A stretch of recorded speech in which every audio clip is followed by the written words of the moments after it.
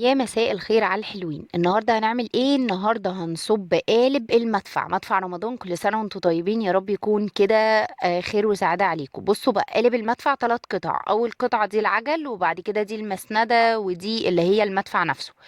هوريكم ازاي هنصبه وازاي كمان هنركبه. دلوقتي انا العلبه دي هي اللي انا بستخدمها لصب الجبس بتاعي.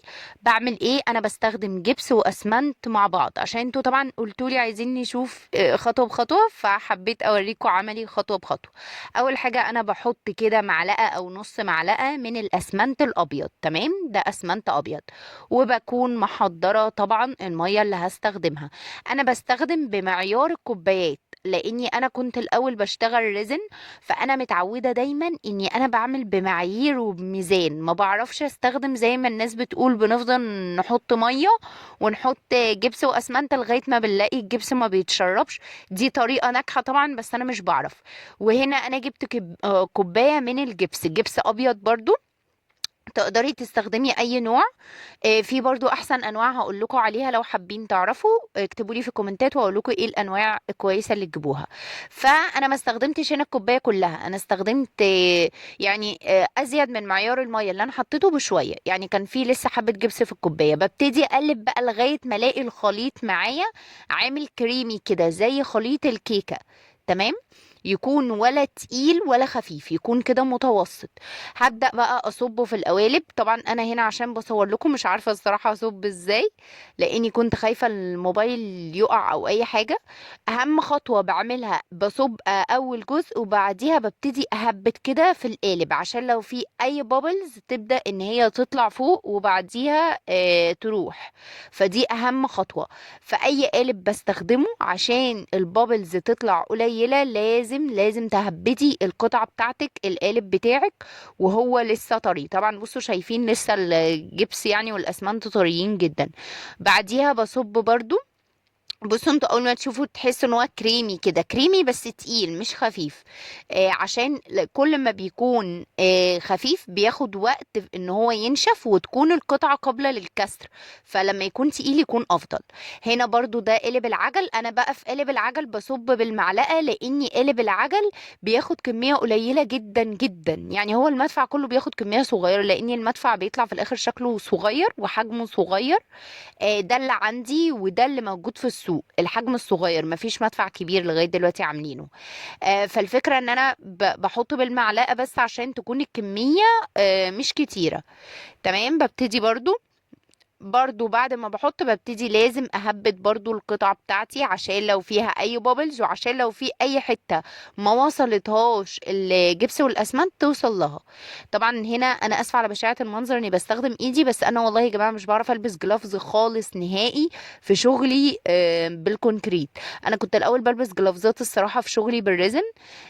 بس طبعا بما ان وقفنا ريزن يعني، فاحنا في الكونكريت انا مش بعرف استخدم جلافزات. حاولت ولكن مش بتدي نفس اللي انا عايزاه بايدي. فاسفين على بشاعة المنظر. طبعا زي ما بقول لكم بحاول اهبد القالب كويس جدا جدا عشان اكون متاكده ان هو دخل في كل حته. وطبعا الشعب المصري بتاعنا كلنا عارفين ان احنا ما ينفعش نسيب اي حته فتفوته صغنطوطه من اي حاجه. فدي كانت حته فتفوته كده، فحطيتها برضو في القالب بتاع المدفع. هسيبه بقى يجف ويتصلب تماما. هنا بوريكم هو مش سايبه اي فتفوته. وبعد ما هيتصلب هوريكم ازاي هنخرجه. تمام، طبعا خليكم متابعين الفيديو، واتمنى تعملوا لايك واشتراك عشان ان شاء الله نوصل لعدد كده محترم. طيب هنا بقى كان اتصلب، والفترة دي يعني حوالي بعدها بساعة، مش بعدها بكتير، يعني بعدها بساعة بالظبط، ساعة ساعة ونص. كان خلاص اتصلب تصلب تام يعني. فدلوقتي بقى هطلعه من القالب معاكم. اللي هنبتدي ان احنا نشيل القوالب، وكمان هوريكم ازاي تقدروا تركبوه. اول حاجه طبعا هنشيلها اللي هي الماسوره. بنحاول الاول كده نحررها من القالب. عايزه اقول لكم القالب ده قالب مصري. قالب المدفع مفيش منه مستورد، كل اللي معمول قالب مصري. ممكن يكون فيه مستورد، بس انا اللي عندي ده الصراحه قالب مصري. فطبعا عشان اطلعه بزقه كده من ورا. تمام، وببتدي بعديها بقى ان انا ايه احركه كده يمين وشمال بالراحة عشان يطلع وما يتكسرش مني. طبعا بحاول اعمل بالراحة جدا وبكون مخلي بالي عشان ما يتكسرش وايه وازعل ونزعل كلنا. وهنا الحمد لله القطعة طلعت سليمة ولكن فيها بابلز. بابلز صغير بقدر ان انا لما افركه كده بيروح يعني بيتلاشى عادي. فعشان كده انا مش بحب اسيب القطعة كتير عشان لما بتطلع طرية بقدر لو فيها اي حاجة اشيلها. البابلز بقى الكبيرة دي هضطر ان انا لما اجي اصب صبة كمان اخد كده حتة واحطها على حتة البابلز دي بحيث ان انا اداريها خالص. يعني هنعالجها ما تقلقوش، يعني هوريكم حتى بعد ما اعالجها اوريكم مش هتبقى باينة نهائي. ودي هنا القطعة التانية اللي انا بسند عليها المدفع، هوريكم برضو بتكون ازاي. بتكون حتة كبيرة كده لورا وحتة صغيرة من قدام. بيبقى شكلها كده غريب شوية. وهنا بقى العجل بتاعنا. العجل بحاول ان انا احاول على قد ما اقدر اشيل الزيادات دي اللي بره وبطلع العجلة. طبعا شايفين اهو الحمد لله العجلة ما كانش فيها اي بابلز. هنا الموبايل اتحرك معلش انا اسفة. بحاول اوريها لكم هي ما فيهاش الحمد لله اي بابلز نهائي. طبعا اسفه على بشاعه المنظر بتاع السفره بس اي حد بيشتغل كونكريت هيبقى عارف ان ده المنظر الطبيعي. فهنا الحمد لله مفيش اي بوبلز. انا ببتدي اشيل الزوايد فرصة وهي طرية. لما نشيل الزوايد بتكون اسهل بكتير لما بتنشف.